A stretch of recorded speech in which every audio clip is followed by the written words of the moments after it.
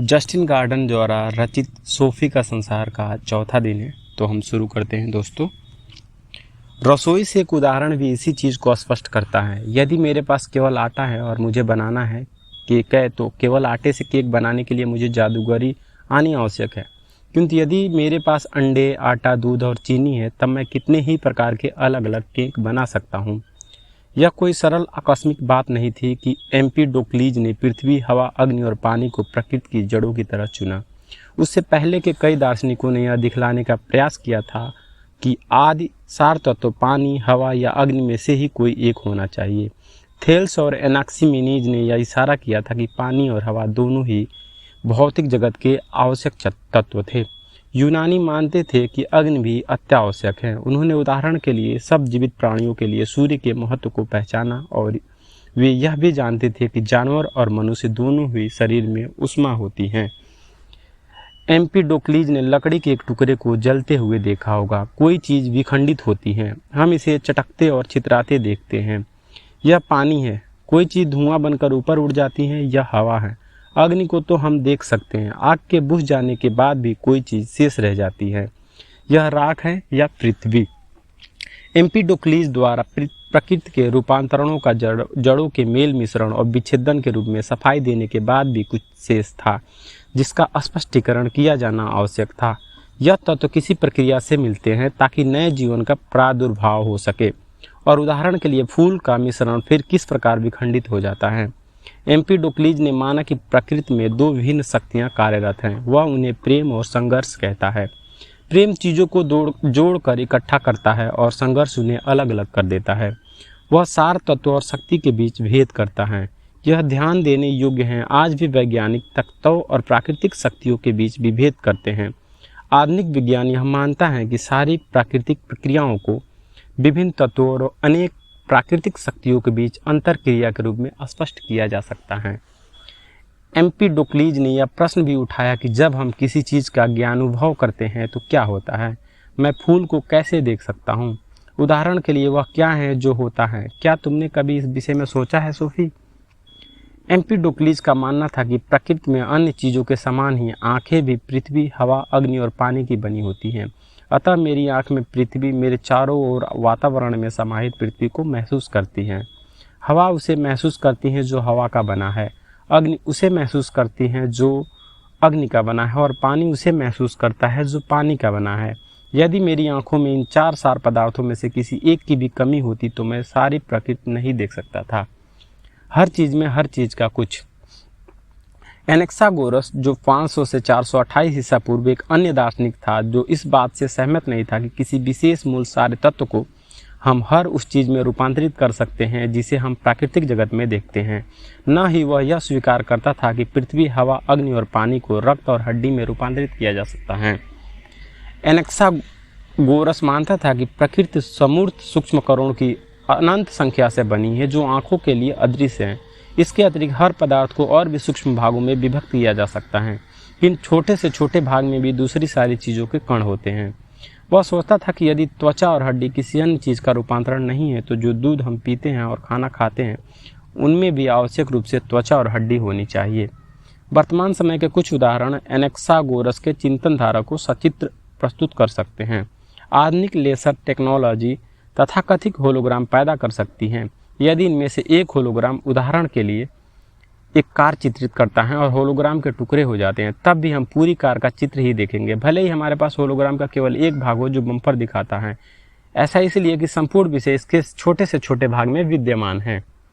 एक अर्थ में हमारे शरीर भी इसी प्रकार बने होते हैं। यदि मैं अपनी उंगली से त्वचा की एक कोशिका को ढीला करता हूँ, तो केंद्रक में न केवल मेरी त्वचा के लक्षण होंगे, अपितु वही कोशिका यह भी दर्शाएगी कि मेरी आँखें किस प्रकार की हैं, मेरे बालों का रंग कैसा है, मेरी उंगलियां कितनी और किस प्रकार की हैं, आदि आदि।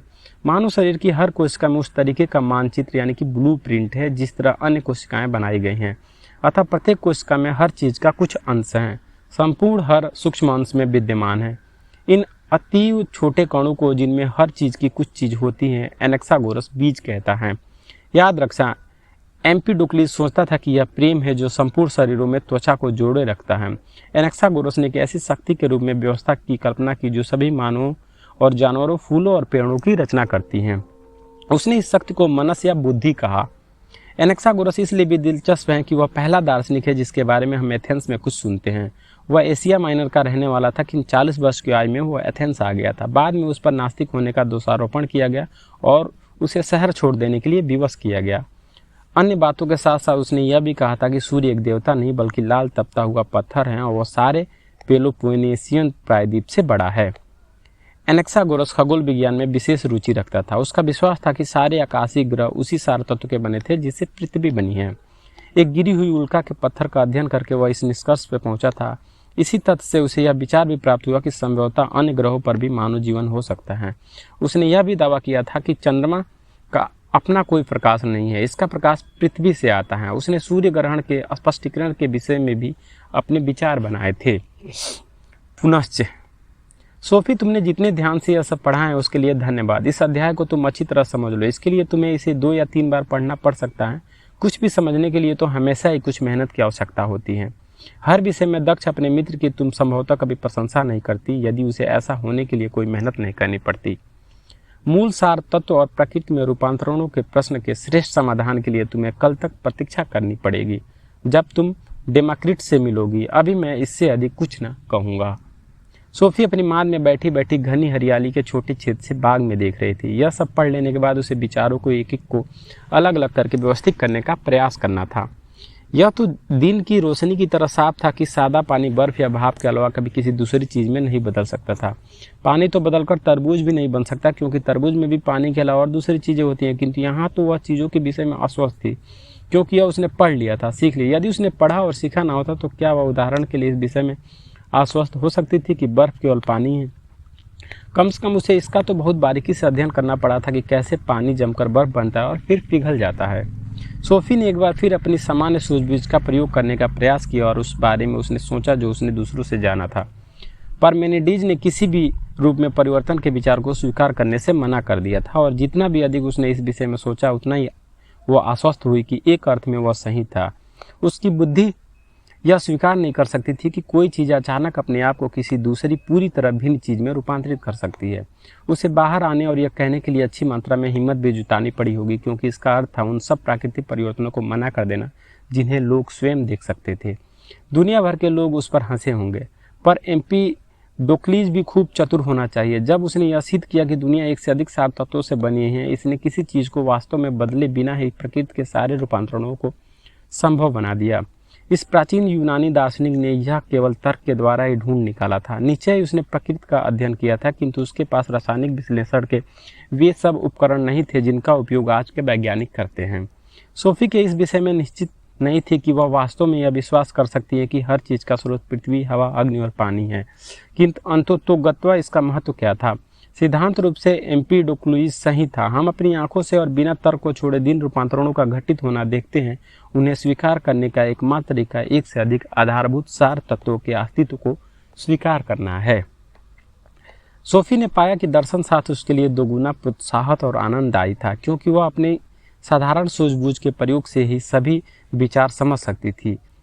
उसे वे सब चीजें याद करने की जरूरत नहीं थी जो उसने स्कूल में सीखी थी। वह इस निष्कर्ष पे पहुंची कि दर्शन शास्त्र एक ऐसा विषय नहीं है जिसे आप सीख सकते हैं, किंतु शायद आप दार्शनिक ढंग से सोचना सीख सकते हैं।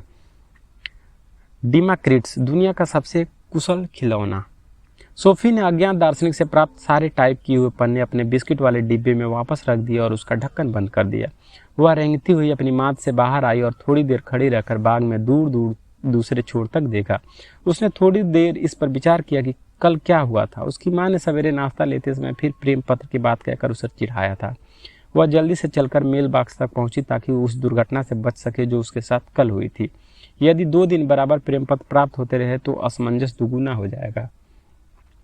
मेल बॉक्स में एक और छोटा लिफाफा था। इन पत्रों के पहुंचाए जाने में सोफी ने क्रम और देखना शुरू किया। हर दिन तीसरे पर उसे एक बड़ा ब्राउन लिफाफा मिलता था।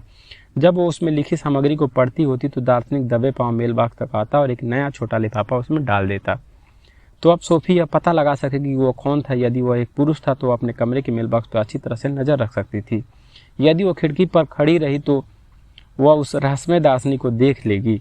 सफेद लिफाफे भी कहीं हवा में ऐसे ही नहीं प्रकट हो जाते। सोफी ने तय किया कि अगले दिन वह पूरी सावधानी से निगरानी रखेगी। अगला दिन शुक्रवार था और इसके बाद सप्ताहांत का दूसरा समय उसके पास था। वह अपने कमरे में गई और उसने लिफाफा खोला। आज केवल एक ही प्रश्न था, किंतु यह पिछले 3 प्रश्नों की तुलना से अधिक अवाक कर देने वाला था। लेगो दुनिया में सबसे कुशल खिलौना क्यों है? शुरुआत में तो सोफी स्वीकार नहीं कर रही थी कि लेगो एक कुशल खिलौना है। यह वर्षों पहले की बात है, जब वो प्लास्टिक के छोटे छोटे बॉक्स से खेला करती थी।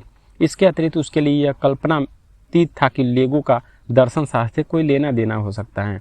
किंतु वह एक कर्तव्यनिष्ठ विद्यार्थी थी। अथीचरक खोजते हुए उसने अपने अलमारी के सबसे ऊपर के खाने में वह थैला ढूंढ निकाला, जिसमें अलग अलग शक्लों आकारों के लेगो भरे पड़े थे। उसने बरसों बाद फिर से पहली बार उन्हें खेल खेल में बनाना शुरू कर दिया। जैसे ही उसने बनाना शुरू किया, उसके दिमाग में ब्लॉक्स के बारे में कुछ विचार उभरने लगे। उन्हें इकट्ठा करके जोड़ना आसान। उसने सोचा, हालांकि वे सब भिन्न हैं, वे सब आपस में फिट हो जाते हैं, वे तोड़े भी नहीं जा सकते। वह किसी टूटे हुए लोगों को देखने को याद नहीं कर सकी। कई वर्षों पहले खरीदे यह ब्लॉक्स आज भी उतने ही नए और चमकीले दिखते थे जितने वे खरीदने के समय थे।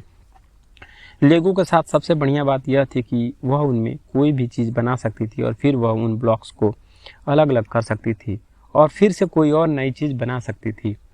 एक खिलौने से इससे अधिक और क्या आशा की जा सकती है? सोफी ने महसूस किया कि लेगो वास्तव में दुनिया का सबसे कुशल का खिलौना कहा जा सकता है, किंतु इसका दर्शन शास्त्र से क्या लेना देना था? यह अभी भी उसकी समझ से बाहर था। उसने एक बड़ा गुड़िया घर बनाने का काम लगभग पूरा कर लिया था। भले ही यह मान लेना उसे बेहद नापसंद हो, उसे ऐसा आनंद युगों युगों से कभी नहीं आया था। लोग बड़े होकर खेल खेलना क्यों छोड़ देते हैं? जब उसकी माँ घर पहुंची और उसने सोफी को यह सब करते देखा तो तत्काल बोली, क्या मजा है, मुझे यह देखकर बड़ी खुशी हुई कि तुम अभी भी इतनी बड़ी नहीं हुई कि खेलना छोड़ दो। मैं खेल नहीं रही हूँ, सोफी ने गुस्से में भरकर पलटवार किया। मैं एक बेहद पेचीदा दार्शनिक प्रयोग कर रही हूँ। उसकी माँ ने एक गहरी सांस ली। संभवतः वह सफेद खरगोश और जादुई टोपी के बारे में सोच रही थी।